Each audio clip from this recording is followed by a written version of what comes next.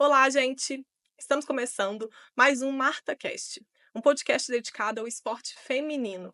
Toda semana, por 1 hora, nós comentamos tudo que rolou nos torneios e campeonatos mundo afora, com destaque para as mulheres atletas brasileiras. Para você que não nos conhece, o MartaCast é o podcast da Revista Marta.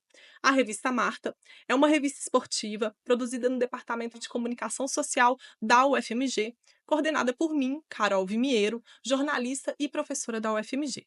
Nesse episódio, a gente vai falar sobre a reportagem da Piauí, que revelou gastos exorbitantes da CBF, os resultados das quartas de final da Superliga Feminina de Vôlei, a brasileira campeã do Roland Garros Junior Series 2025, as brasileiras na etapa de Sofia da Copa do Mundo de Ginástica Rítmica e muitos outros assuntos.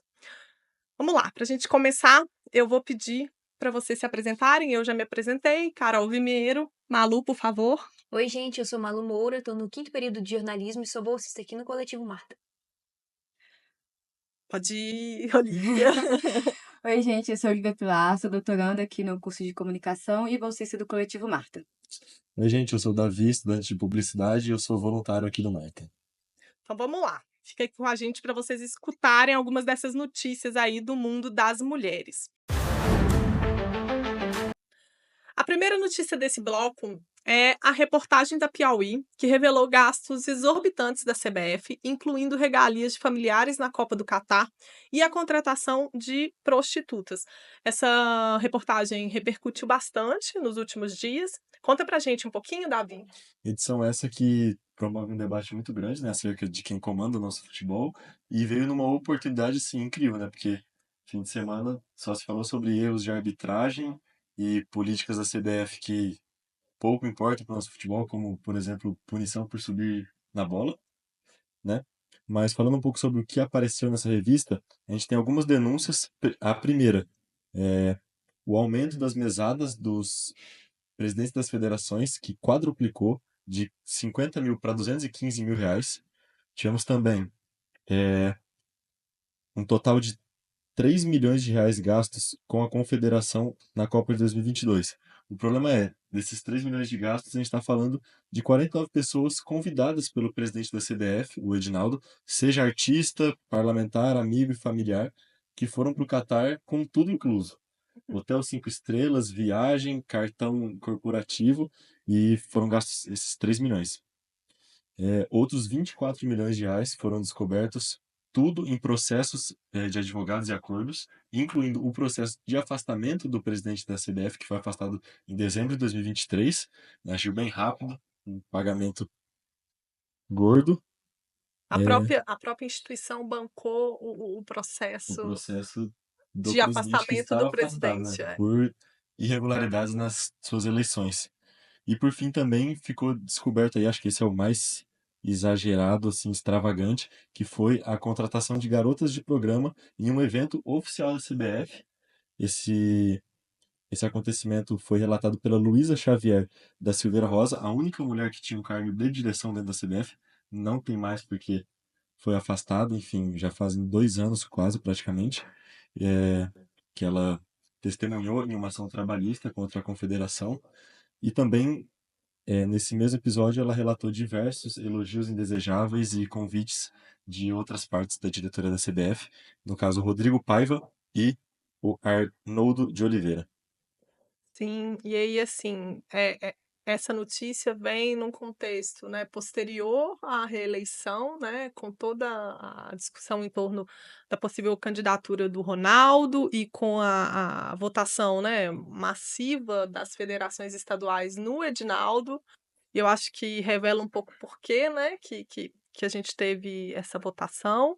E, ao mesmo tempo, assim, nós, né, aqui que temos interesse no futebol de mulheres, a gente fica pensando, né, no tanto que essas verbas poderiam ser melhor aplicadas, né, e utilizadas de forma mais justa para investimento, né, inclusive na modalidade de mulheres, né, que fica um pouco aí, né, a gente falou aqui nas últimas semanas, né, a falta de atenção da CBF com a modalidade de mulheres, com o próprio Brasileirão.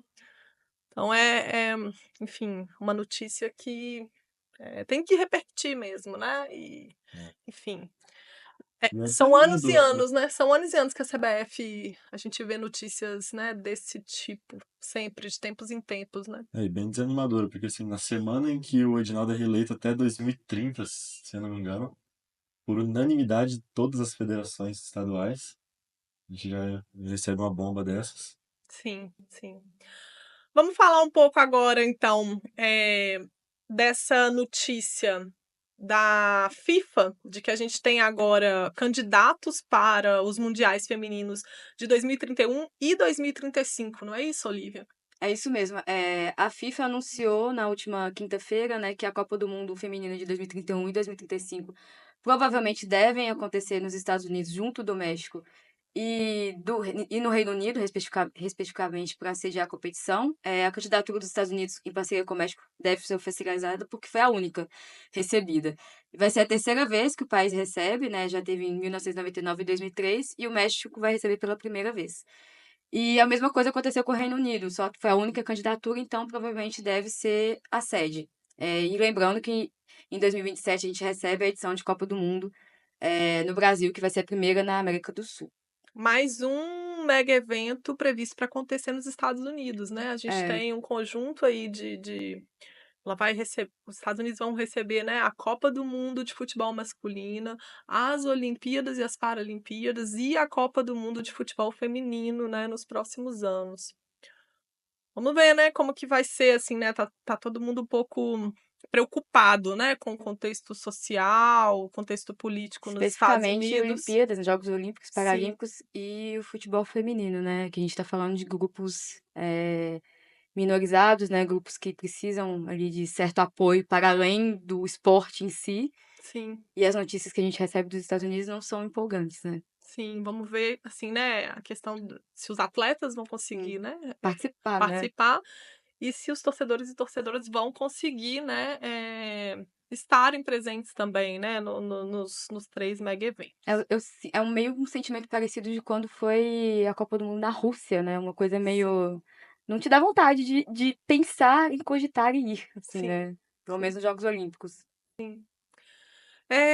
Vamos passar para mais uma notícia sobre o futebol. Essa aqui sobre o futebol masculino, mais uma questão que eu acho que é importante a gente discutir, que foi a revogação da sentença do Daniel Alves. Já tem alguns dias que foi anunciado, né, Olivia? Conta pra gente um pouco mais os detalhes. Essa revogação ela saiu no dia 28 de março. A sessão de apelações do Tribunal Superior de Justiça da Catalunha revogou a sentença que condenou o Daniel Alves a 4 anos e 6 meses de prisão por estuprar uma mulher em uma boate na Espanha em 2022. Para o tribunal, a sentença tinha lacunas e imprecisões e as provas apresentadas não consideraram que a presunção de inocência tinha sido superada, assim. E os juízes também entenderam que houve uma certa falta de confiabilidade no depoimento da vítima. A partir dessa revogação da sentença, o Daniel Alves está autorizado a viajar para outros países, porque foram suspensas todas as restrições do processo, né, como a entrega do passaporte e manter uma distância de 1 quilômetro da vítima. Nos últimos dias, a promotoria, né, o Ministério Público e a advogada da vítima já entraram com o recurso contra essa anulação e o Tribunal Superior da Catalunha vai analisar os pedidos. Assim. Só para relembrar o caso, né, o ex-lateral direito da seleção brasileira, Daniel Alves, foi acusado de estuprar uma mulher em dezembro de 2022 em uma boate. Ele ficou preso em Barcelona por cerca de 13 meses. E aí, em 2024, ele foi condenado em primeira instância para essa sentença de 4 anos e 6 meses, mas a Justiça da Espanha aceitou um pedido da defesa e permitiu que ele aguardasse em liberdade provisória até o julgamento do recurso, que é onde a gente está agora, nesse momento. Sim, e também uma notícia com muita repercussão, né? Sim, Muitas discussões aí nas redes sociais, principalmente de mulheres e de grupos, né, coletivos ligados a mulheres e ao esporte de mulheres, problematizando essa ideia, né, da falta de confiabilidade do depoimento da vítima, né, já que é sabido que o Daniel Alves é quem mudou a versão várias 5 vezes, vezes, né, eu acho. 5 vezes, se não me engano. Eh, e essa ideia de que não tinha provas suficientes também foi bastante problematizada aí, né, pelas pessoas, que acompanharam, essa notícia, né. Enfim, eu acho que a gente enfim, é uma situação muito difícil, né? É que juridicamente a gente não tem recursos para analisar o processo e falar, olha, não se esgotaram todos os recursos ali da defesa dele, mas a narrativa é muito ruim, assim, o caso todo é muito perverso.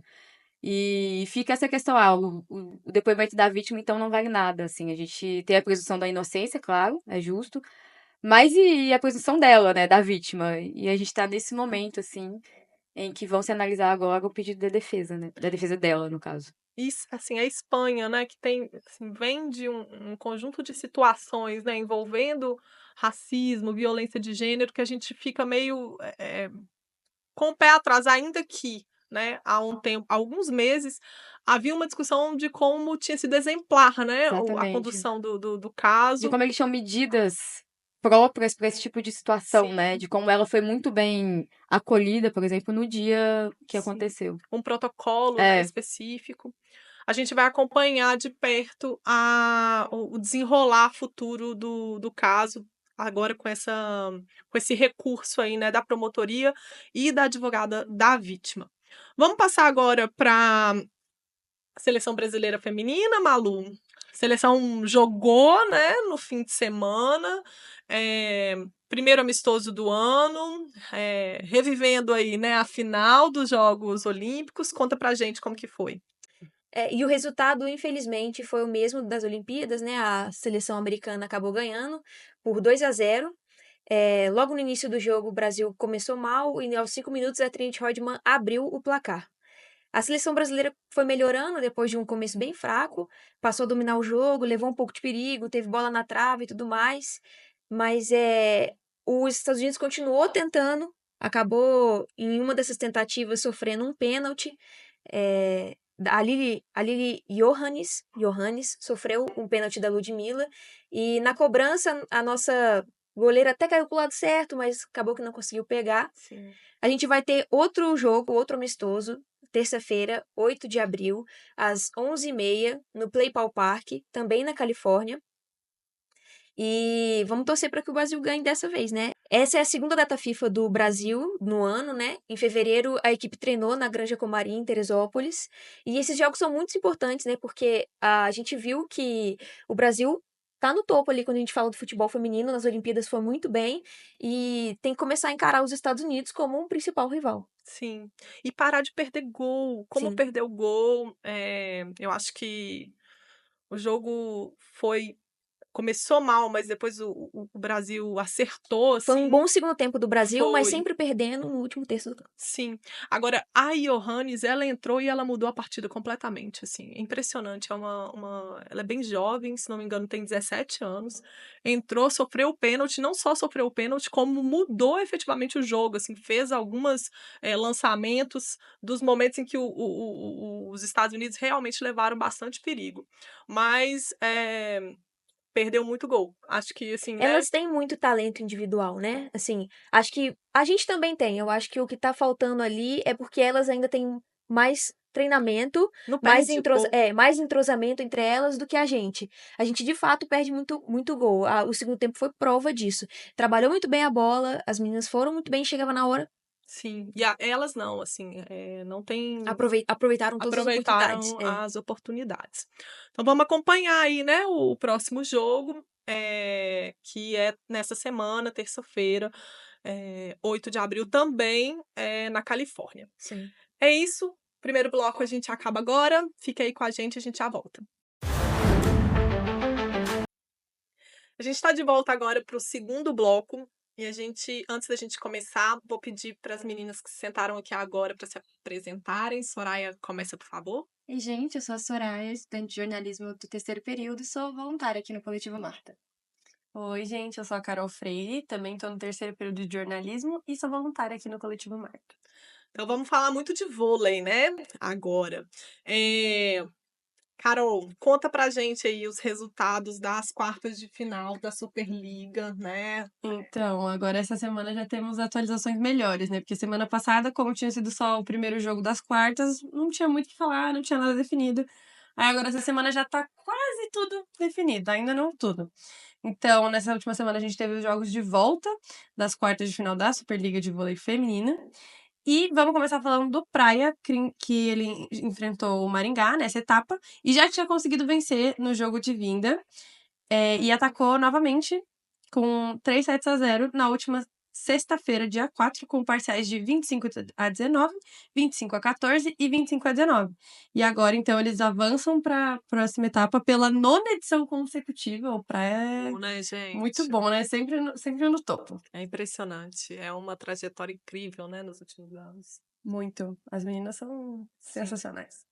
E vai enfrentar agora na semi quem se der melhor entre SESI Bauru e Fluminense, porque esse chaveamento ainda não tem definição. Então já vamos aproveitar para falar deles antes de falar do Minas, porque então os times eles já se enfrentaram no primeiro jogo, onde o Bauru levou a melhor por 3-0. Mas aí agora na última quarta-feira, dia 3, o Fluminense conseguiu reagir garantindo os mesmos 3-0, só que agora em vantagem própria, né? Com parciais de 26-24, 25-20 e 25-21, agora as equipes estão empatadas e na próxima quinta-feira, dia 10, às 18 horas, vai ser o próximo confronto para definir quem vai enfrentar o Praia na semifinal entre Bauru e Fluminense. Então agora tudo em pé de igualdade para os dois times, né? Tem que ver aí o que vai rolar para descobrir como vai ser o chaveamento oficial das semis. Jogo no Rio de Janeiro, né? O jogo no Rio de Janeiro, que vai ser transmitido pelo Sport TV 2. E o Minas também conseguiu se classificar para a semi, depois de enfrentar o Barueri no primeiro jogo das quartas, levando a melhor por 3-1.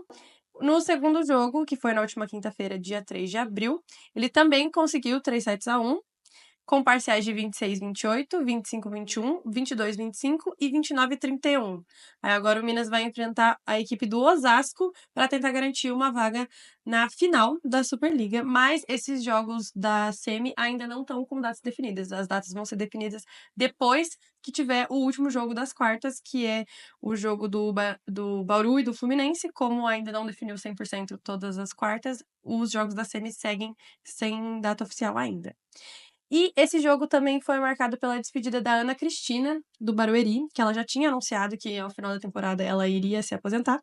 Então, com a eliminação do Barueri, ela foi oficialmente desligada, né? E ela que foi revelada pelo Mackenzie e vestiu camisas importantes como do Osasco, onde ela foi 2 vezes campeã da Superliga Feminina.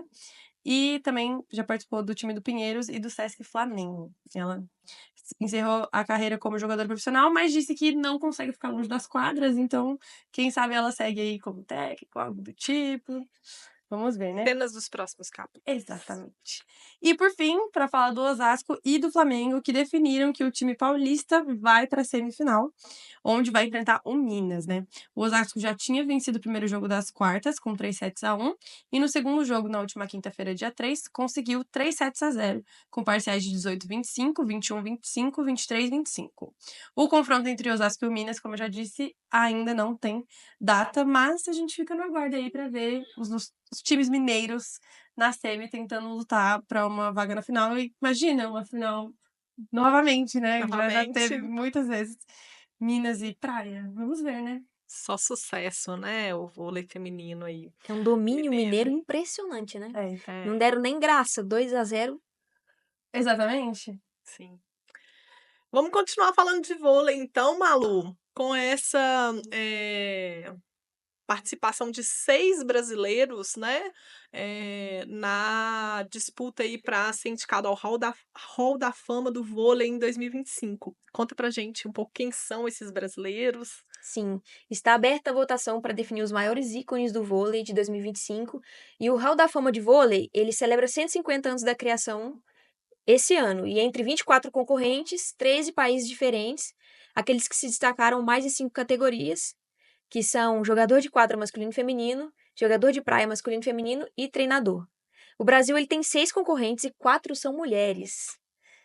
São elas a Fabi Alvim, bicampeã olímpica no vôlei de quadra, Juliana Silva, maior vencedora do circuito mundial de vôlei de praia, com 8 títulos e medalhista de bronze em Londres 2012, Agatha e Bárbara, parceria medalha de prata no Rio 2016, e além das nossas estrelas do vôlei feminino, a dupla Alisson e Bruno, campeões olímpicos do Rio 2016 também concorrem pelo nosso país. O Brasil brilhando aí. A votação ela está aberta ao público, que já começou e segue até o dia 14 de abril. Ela é feita pelo site oficial do Vôlei Hall E além do voto popular, vai ter um comitê, que foi definido pela organização, que também vai avaliar os concorrentes. A lista dos homenageados ela vai ser divulgada dia 13 de maio e a premiação acontece no dia 18 de outubro em Holyoke, Massachusetts, nos Estados Unidos. Então vamos acompanhar aí para ver, né, se os brasileiros vão ser indicados, né, para fazer parte aí do Hall da Fama do vôlei. E assim, nada mais do que merecido, né? Porque a gente é uma potência no vôlei, independente de qual quadra seja. E todos, né, que estão sendo indicados são Não é pouca figuras, coisa, né? não, Não. muito importantes, né, na história do vôlei Alguns brasileiro. um dos maiores da própria posição, né? Sim, sim, muito legal. Homenagens, né, a serem feitas que são bastante justas, né, ao trabalho Sim, deles. eu acho que é legal, assim, eles receberem o reconhecimento depois de uma carreira de tanto esforço e sacrifício que é a carreira de um atleta, né? Acho muito importante premiações como essa. Muito bom. Vamos então falar um pouco de vôlei de praia. A gente teve aí, né, uma etapa do circuito brasileiro em Saquarema, não é isso, Soraya? Conta pra gente. Isso, nós tivemos a etapa do circuito brasileiro em Saquarema e as atletas Tamela e Vicky garantiram ouro na etapa, depois de superarem a dupla campeã olímpica, a Duda e a Ana Patrícia, nesse domingo, dia 6. As jogadoras venceram as medalhistas de Paris por 2-0. Na partida, a dupla vencedora levou a vitória em sets diretos, então as parciais foram de 21-15 em ambos os tempos. E antes de chegarem à final, a Tamela e a Vicky superaram a Tainara e a Thalita nas quartas, a Carol Horta e a Elise na semifinal. Já a dupla campeã olímpica, né, a Duda e a Ana Patrícia, enfrentou nas quartas a Thalita e a Tatiana e na semifinal a Verena e a Casey. Desde o ouro olímpico em Paris, essa foi a primeira derrota da Duda e da Ana Patrícia. Então a gente já pode ver que as meninas jogaram bastante. Foi um ótimo jogo. E as próximas etapas do circuito serão em Brasília, de dia 23 a dia 27 de abril, e Aracaju, de 14 a 18 de maio. Mas Saquarema tem outra etapa do circuito mundial de vôlei de praia, não é isso, Carol? E Pois essa é. semana, não é? Saquarema tá sendo o palco do vôlei nesses dias, né? Então, nessa semana, a Saquarema vai receber a etapa do Elite 16 do vôlei de praia de 2025. Ao todo, são 7 duplas brasileiras participando das disputas por títulos, sendo 5 duplas femininas e 2 masculinas. Então, mais uma vez, o reconhecimento das meninas, né? Muito legal, tanto no vôlei hall e agora no circuito mundial, esse protagonismo das meninas, né? E as partidas já começaram e seguem até o próximo domingo, dia 13 de abril. A divisão dos jogos vai ser a chave principal entre os dias 8 e 10 de abril, a fase de 12 e a fase de 18 no dia 11 de abril, as quartas e semis no dia 12 de abril e as finais de disputa por terceiro lugar no dia 13 de abril. E aí, campeãs da primeira etapa da disputa na cidade mexicana, que foi, né, como é um circuito mundial, ele vai passando por vários países, e agora é o momento do Brasil ser o palco. As brasileiras Carol Solberg e Rebeca estarão presentes em Saquarema, assim como a Duda e a Ana Patrícia, medalhistas de ouro em Paris. E além delas, Andressa e Tainá, Tatiana Lima e Thalita, Tamela e Vitória também vão representar o Brasil. Já as duplas masculinas, né, que são duas, são Arthur e Adrielson e Evandro e Arthur. E as principais disputas desse campeonato vão ser transmitidas pelo Sport TV. Então vamos acompanhar aí nos próximos dias, né, gente? Já tá rolando e vai aí até o dia 13 de abril. A gente fecha aqui o nosso segundo bloco. Fica aí que a gente já volta para falar de outras modalidades esportivas. A gente volta agora com o nosso terceiro bloco e a gente vai falar muito de tênis, tanto das mulheres do circuito profissional quanto das jovens promessas brasileiras. A primeira notícia que a gente tem aqui é a derrota da Vitória Barros na semifinal do ITF J200 em Cap de... Oh, Carol, conta pra mim. Esses nomes em francês, Pois essas é. localizações. Mas, pois é, depois de 3 vitórias na semana, a Vitória se despediu da semifinal do ITF J200 de Cap de o torneio juvenil disputado no saibro francês, na última sexta-feira, dia 4 de abril. A jovem do Rio Grande do Norte, de 15 anos, foi superada pela alemã Mariela Tam, cabeça 3 do torneio e número 46 no mundo, com parciais de 6-4 e 6-3. O jogo teve 10 quebras de saque, 6 no serviço da brasileira e 4 para a alemã. E a Vitória, ela é a brasileira, apesar, né, dessa derrota, ela é a brasileira mais bem colocada no ranking mundial juvenil, número 40, tendo como melhor marca a 31ª posição, alcançada em janeiro, logo depois do Australian Open.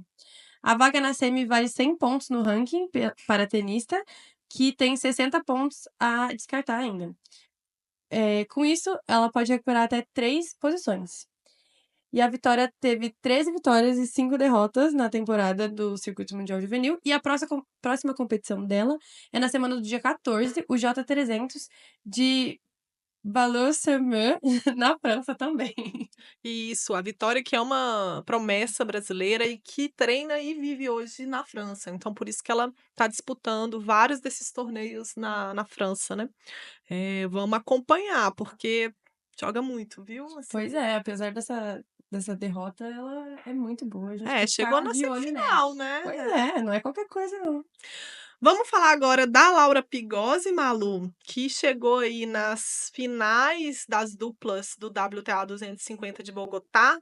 Jogou também o simples, né? Conta pra gente aí como que ela foi lá em Sim. Bogotá. Sim, no simples ela caiu nas quartas de finais, né, após um duelo de 2-1 contra a polonesa Katarzyna Kawa, que chegou nas finais, mas acabou sendo derrotada pela colombiana Camila Osório por 2-0. Mas fez um bom jogo, fez um bom torneio.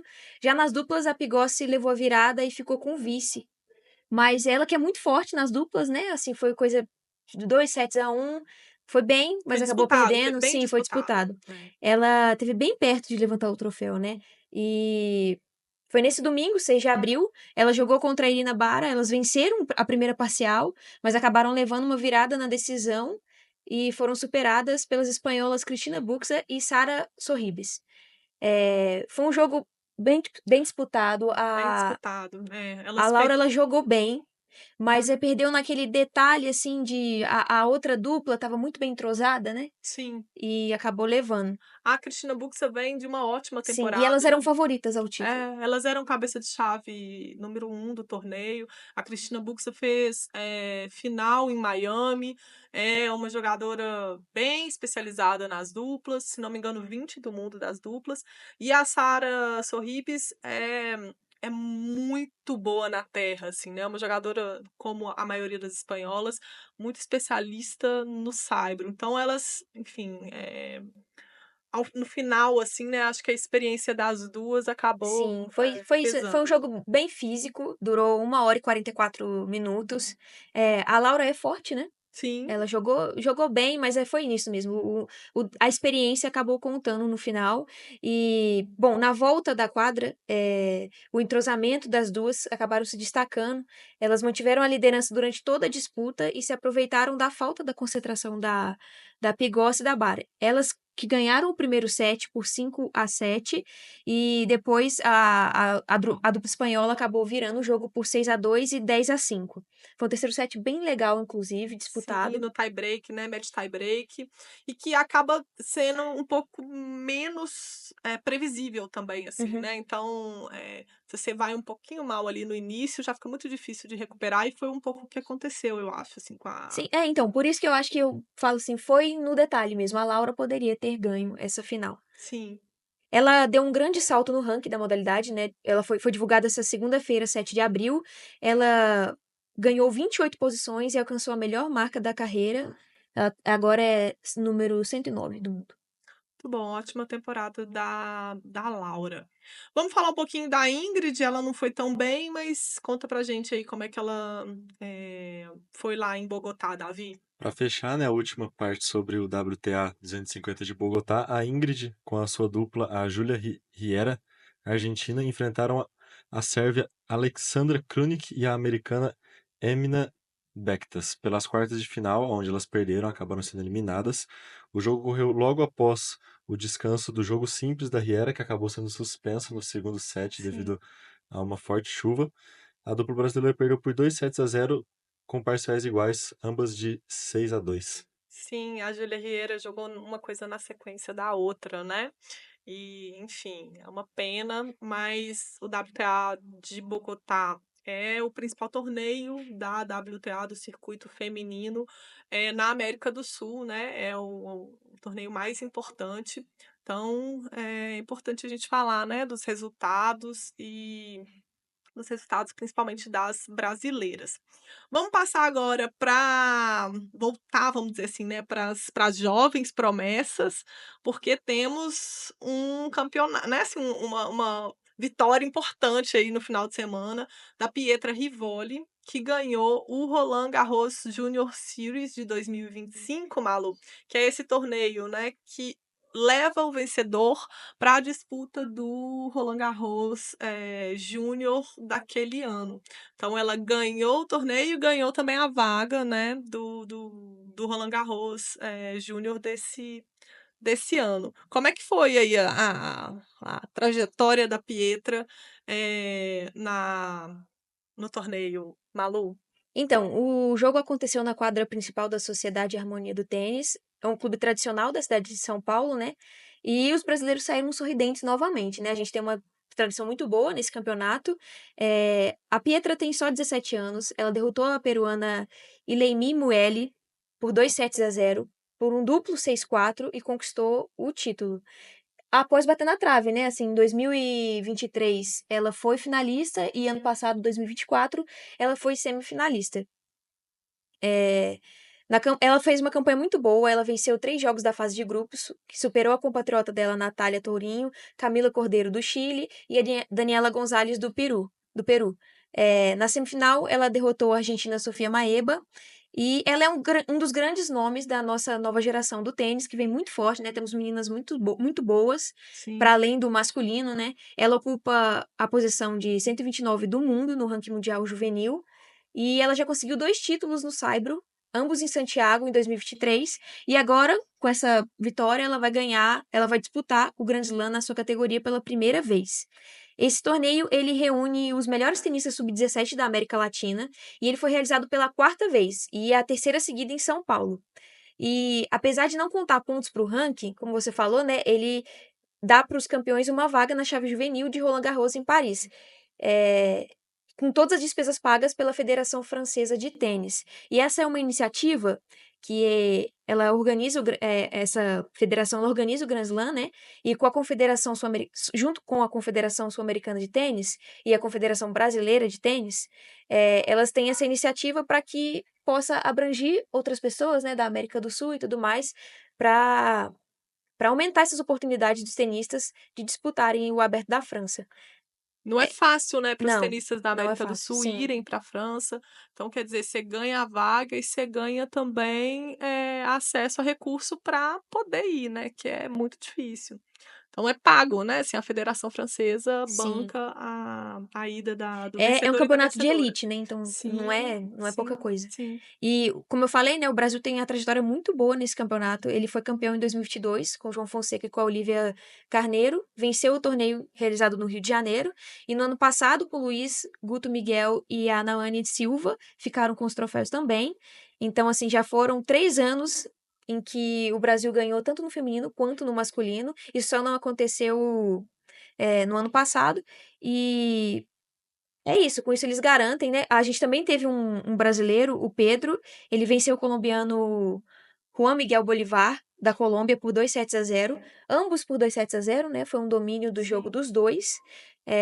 O Pedro fez parciais de 6-2, 6-3, ele era o principal favorito do torneio, e o Bolivar era o terceiro do ranking. Mas isso mostra o quão forte a gente está chegando no tênis, não só com os meninos, né? Mas com as meninas também. Sim, os brasileiros aí, né, nas categorias de base, estão se destacando na América do Sul, né, e fazendo, toda vez que tem esses torneios que reúnem numa certa região, e aí especificamente na América do Sul, eles têm ido muito bem. E aí, assim, né, esse ano, se não me engano, o Luiz Guto Miguel e a Nauane Silva poderiam jogar novamente, né, Sim, eles têm idade para eles isso, têm mas idade, já estão na chave principal. mas já tem ranking suficiente para entrar diretamente, né, para o Uhum. Roland Garros juvenil desse ano. Então, a gente provavelmente vai ter vários brasileiros, na verdade, né, disputando o torneio, o Grand Slam de Paris. É uma geração que vem forte, né, e que promete bastante aí para o futuro E do é tênis. esse tipo de torneio importante para eles, né, para pegarem rodagem, porque eles já estão muito próximos da profissionalização, né? Então, Sim, é sim, importante que eles peguem jogos de alto escalão, assim. sim, É uma iniciativa muito legal. muito legal. Então a gente termina agora o nosso terceiro bloco e a gente já volta logo mais para falar mais de esporte feminino. A gente volta agora para o nosso quarto e último bloco. Vamos falar um pouquinho de skate, de ginástica rítmica, de surf e de ciclismo. Antes disso, vou pedir para o JP se apresentar. Sentou aqui agora, por favor. Ok, olá gente, eu sou o JP, sou bolsista aqui do Coletivo Mata, sou estudante de jornalismo, eu estou no 7º período. Bom, então vamos começar com o skate. Essa semana aí a gente viu essa notícia de que agora o skate vai ter idade mínima para participação nos Jogos Olímpicos. Conta pra gente um pouquinho, Soraya. Galera, acabou a era sub-14, não temos mais. A World Skate, que é o órgão regulamentador do esporte internacionalmente, anunciou no dia 3 que haverá uma idade mínima requerida para participação nas competições oficiais da modalidade a partir de agora de 2025. Então, com essa medida, apenas atletas de 14 anos, no mínimo, poderão disputar medalhas nos Jogos Olímpicos de Los Angeles 2028. Essa transição ela vai ser feita de maneira gradual. Então, assim, em 2025 a idade mínima vai ser de 11 anos, 2026 de 12, em 2027 13, até chegar aos 14 em 2028, e aí sim vai ser algo fixo. Então, o novo padrão vai ser 14 anos. E essa contagem, ela vai contar, ela vai contar com o ano de nascimento do atleta. Então, independentemente do mês, se nós temos uma competição agora em janeiro e a atleta nasceu em dezembro, ela vai conseguir participar porque vai ser por ano. Em eventos como os Jogos Pan-Americanos e os Jogos Olímpicos da Juventude, aí a idade mínima ela é mais reduzida, é de 12 anos a partir de 2026. Essa mudança ela foi oficializada pelo Roberto Marotta, o secretário-geral da World Skates, e pela Letícia Buffoni, que é a skatista brasileira, que atualmente atua como presidente da Comissão Técnica Internacional da modalidade. Essa nova regra tem um impacto bastante, né? É grande na modalidade, porque é a modalidade olímpica com atletas mais jovens.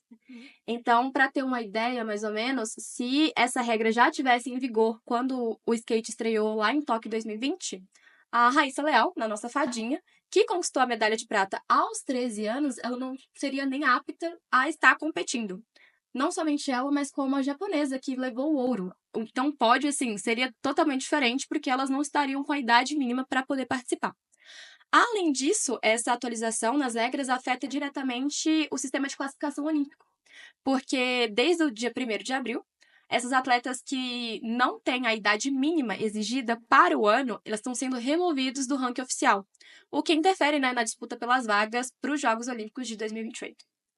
É válido lembrar que competições como a STU e a SLS, que estão fora da alçada, fora da jurisdição da World Skate, seguem critérios próprios e podem ou não acatar a nova medida. Mudança com muito impacto, né? Mas ao mesmo tempo também a gente já viu mudanças em outras modalidades, né? Com essa tentativa de resguardar, né, os atletas, Sim. enfim, Muito de jovem, base, muito muito jovens. jovens indo competir nesse É, nível de pressão, sim, seja sim. disciplina. É É muito. importante, impacta bastante, mas é importante até mesmo a Raíssa, 13 anos, você tá dentro de um esporte que é pressão atrás de pressão, exige um mental muito forte, e ajudar também que essas crianças estejam com o mental mais forte para poder ter que enfrentar esse tipo de desafios. Então, assim, acaba impactando, porque pode, né, atrasar, entre aspas, a estreia de um atleta que a gente quer muito ver nessas competições oficiais, mas você tá protegendo também. É Sim, importante sim. proteger esses atletas mais jovens. E É, meninos de 13 anos, por exemplo, não têm maturidade para passar pelas situações que atletas que vão competir em competições internacionais muitas vezes têm que passar. Então, pensa bem, uma menina de 12, 13 anos, pode viver situações que é muito difícil para uma criança Com lidar, certeza. né? Pode virar um Inclusive, trauma, né? é um trauma, e não só um trauma, né? A gente vê, por exemplo, no caso da ginástica, os casos todos de abuso estavam relacionados justamente com atletas que eram muito novas, assim, né? Então é importante também, eu acho, né? Para as outras modalidades resguardar esses atletas, e a gente espera um pouco, porque, né? Eles são É. crianças ainda e eles vão brilhar na hora que chegar, enfim, a idade mais adequada, né? Ainda É, vão ter muito tempo, né? E nesse nível, né, de competição, mais alto nível, Olimpíada, imagina o tanto de dedicação que tem que vir por meio dessas crianças, assim, o tanto que elas não têm que abdicar da vida delas pra estar lá competindo. Você imagina uma criança de 11 anos que tá, sei lá, na 6ª série, vai competir numa Olimpíada, sabe? Sim. O tanto de coisa que ela não deixa de aprender, o tanto de coisa que ela não deixa de vivenciar. É claro que ela tá vivenciando muita coisa por estar ali na Olimpíada, mas assim, é um negócio que ela pode vivenciar depois. Mas a escola, esse momento de formação, se ela deixar isso pra trás, ela nunca mais vai vivenciar, né? Ela nunca mais vai estar lá convivendo com os colegas da turma dela, aprendendo as coisas que ela tem que aprender no ensino fundamental, médio que seja. Acho que é isso. São crianças, são atletas, mas ainda são crianças, ainda precisam viver a infância. E é uma medida que é para proteger. Sim, sim. Mas vai ser diferente, né? Assim, É, de alguma claro. forma vai mudar um pouco a cara, né? Nas próximas competições Sim, aí do sim. skate. Acho que em Los Angeles a gente já vai estar esperando atletas novinhos, tal qual Paris e Tóquio. E aí vai chegar lá com os 14 anos, não vai ter mais aquele, meu Deus, é tão titinelinha. Mas ainda é bem pequeno. Mas ainda é bem Ainda bem novo, bem titinelinhas. jovem, é. Com 14 anos. É. Tem alguma outra modalidade? Será que tem alguém nessa idade assim? Duvido. Muito Não, nova. Não, eu acho que acho que agora não não. tem nenhuma com. Muito jovens. Vamos falar agora de ginástica rítmica. A gente teve a participação de atletas brasileiras na etapa de Sofia da Copa do Mundo da modalidade. Conta pra gente, Carol. Então, exatamente, entre os dias 4 e 6 de abril aconteceu a primeira etapa da Copa do Mundo de Ginástica Rítmica de 2025. E o evento contou com a participação das brasileiras Duda e Jojo, que representaram o Brasil como parte da preparação para o Campeonato Mundial da modalidade, que vai acontecer entre os dias 20 e 24 de agosto no Rio de Janeiro. Agora, para falar de cada uma delas, a Duda ela teve um bom desempenho na fase classificatória, que encerrou no sábado, dia 5, em terceiro lugar na modalidade da fita, o que garantiu a sua vaga na final. E a competição completou as 4 tradicionais modalidades, né? Então, arco, bola, massas e fita.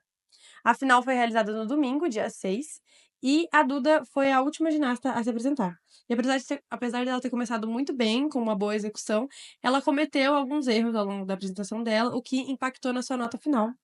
E ela então terminou a disputa na 8ª colocação, com 22.540 pontos. E o pódio final da fita foi formado pela ucraniana Taisia, que conquistou o ouro com 27.450.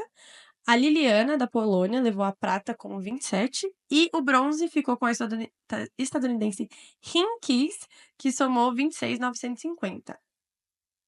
E, de acordo com a Solange Paludo, a treinadora da Duda, que ela disse que a participação na Copa do Mundo é fundamental para ajustar as estratégias e as coreografias, além de aprimorar o desempenho das atletas, visando o Mundial, que vai ser, né, como eu já disse, em agosto desse ano ainda. E a próxima etapa da competição vai acontecer em Baku, no Azerbaijão, entre os dias 18 e 20 de abril.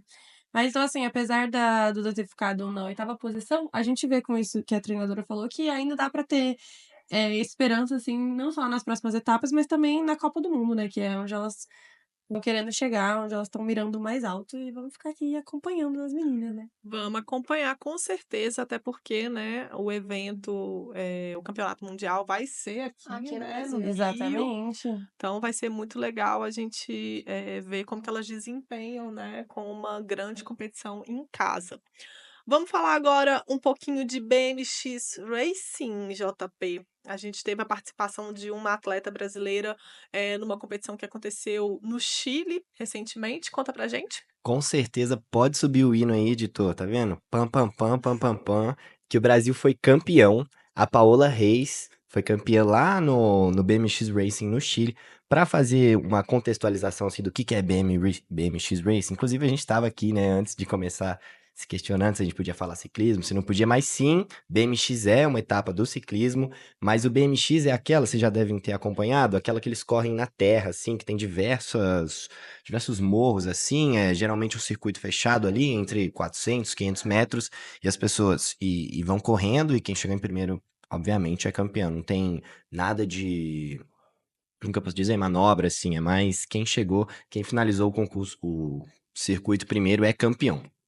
Bom, esse evento aconteceu no último sábado, no dia 5 de abril, e o Brasil foi campeão com a Paola Reis na final. A baiana dominou do início ao fim, largou na frente, terminou em primeiro. Ela sequer deu chance para as adversárias, ela que vem muito bem, representou o Brasil nas últimas Olimpíadas de Paris 2024. Em segundo ficou a equatoriana Domênica Gonzalez, que garantiu a medalha de prata, e em terceiro a colombiana Valentina Munhoz, que ficou com bronze. E vale ressaltar que essa competição ela é de muito alto nível, assim. A Colômbia, que inclusive é um dos destaques da modalidade no mundo, que tem 6 medalhas olímpicas. Então, assim, ela conseguiu, bateu a colombiana, bateu a equatoriana. Ela vem muito forte para esse ciclo olímpico aí, né? Então, ela tá torcendo muito. Inclusive, ela falou que ela tava muito feliz que agora que tá iniciando esse novo ciclo olímpico, ela foi campeã. Então, assim, nada melhor do que começar um ciclo olímpico com um título, né? Um título pan-americano, um título tão grande assim. Então, a gente vem torcendo muito pela Paola, que ela consiga, né, chegar nesse nível também lá em Los Angeles. Opa, lá em Los Angeles 2028. E além dela, a gente também teve a Priscila Estevô, a atual campeã nacional, que terminou a prova na 8ª posição. Ela também conseguiu chegar ali na etapa final, mas ela infelizmente não conseguiu pegar nenhum pódio, não conseguiu pegar nenhuma medalha. Então é isso, seguimos torcendo muito, assim, uma vitória muito importante aí para a modalidade no Brasil e no país. Seguimos torcendo pela Paola e pela Priscila também, né? Muito bom.